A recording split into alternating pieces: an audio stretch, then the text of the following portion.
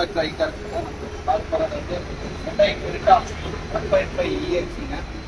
தேவி number இது 2023 model, single owner, power steering, AC, 4 doors, power Windows வந்துடும், இதில் air bags வந்துடும், ஏபிஎஸ் வந்துடும், ஆண்ட்ராய்ட் செட்டு இருக்குங்க, ரிவர்ஸ் கேமரா இருக்கு, லெதர் சீட்ஸ் போட்டிருக்காங்க எக்ஸ்ட்ரா.